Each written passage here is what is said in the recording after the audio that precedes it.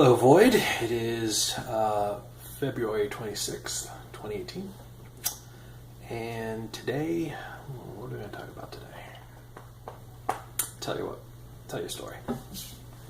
So, I've only been abroad once. Went to Ireland when I was 18. And we went, my family was my dad, my mom, my younger brother, and I. And so we went to Ireland. We landed in Dublin. We started our trip in Dublin, and then we went along the southern coast, and we hit up places like Waterford, Wexford, Cork, Kerry, Killarney, Kinsale, Shannon, and Glin. We ended up in Shannon. That's where we went home.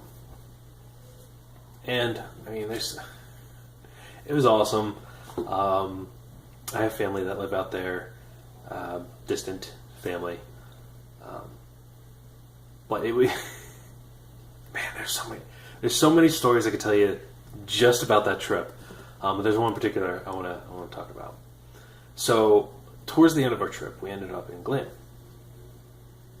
and there was the Black Knight of Glin, and he lived in Glin Castle. His name was Desmond Fitzgerald. He has since passed. But one of the things you could do is you could put in a reservation and stay at Glin Castle and have dinner with the Knight of Glin. And so that's what we did. We showed up at this castle, and we got to check out the grounds, the gardens, the amazing, amazing castle itself.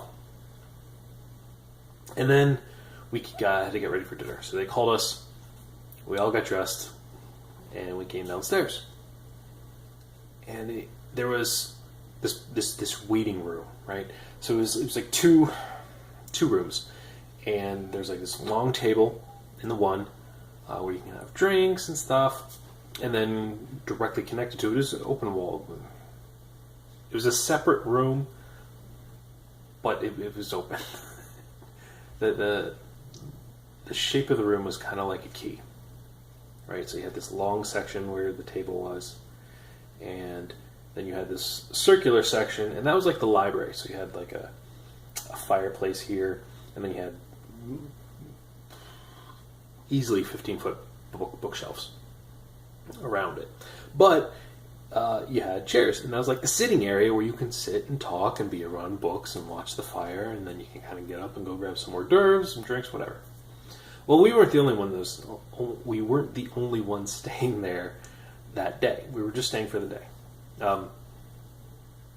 that night, because we were heading to Shannon the next day.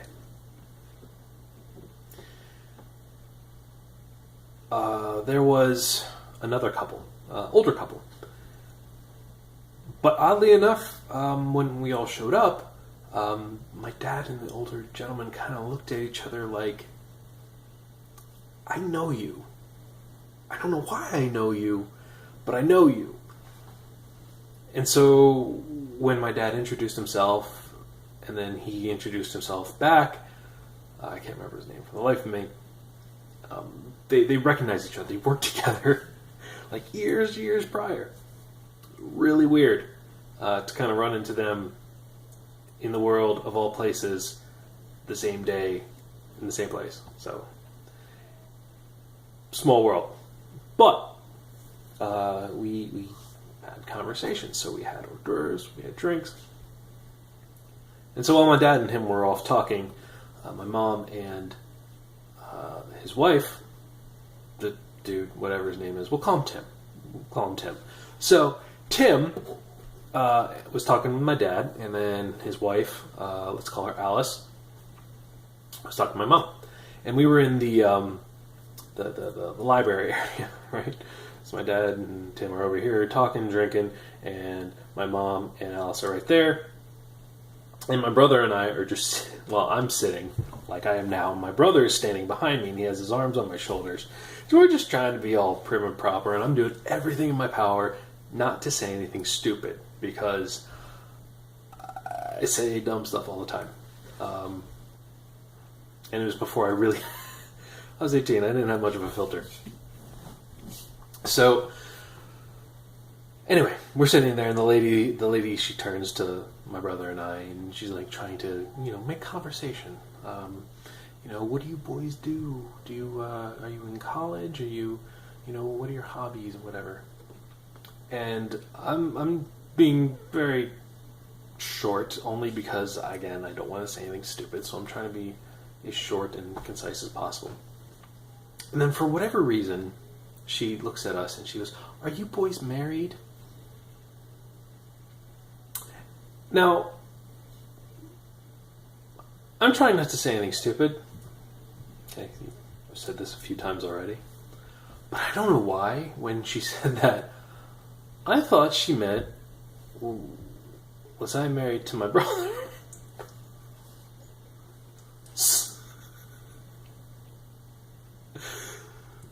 So I look at her, super serious, trying to be all prim and proper.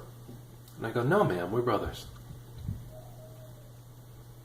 My brother grips my shoulder, and I hear him whisper under his breath, "No, you asshole."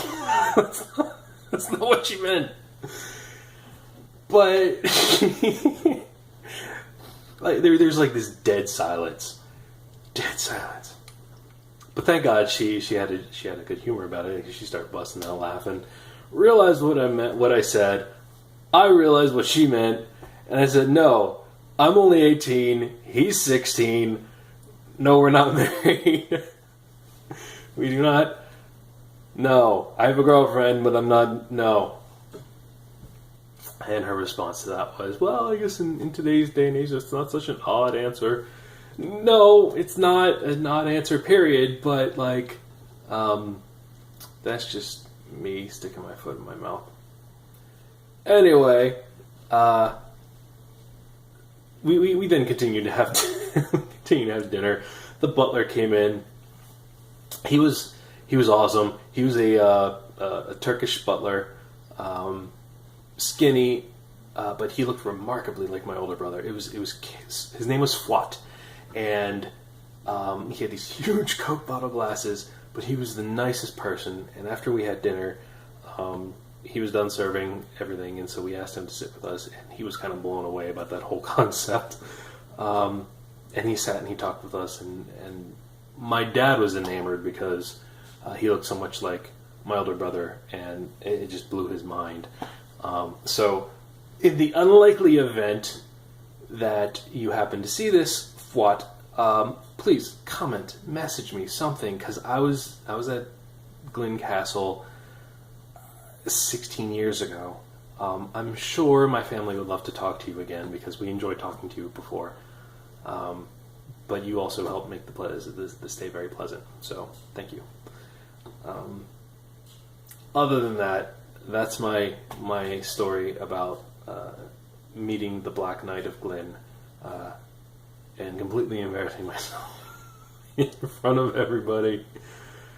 Oh man.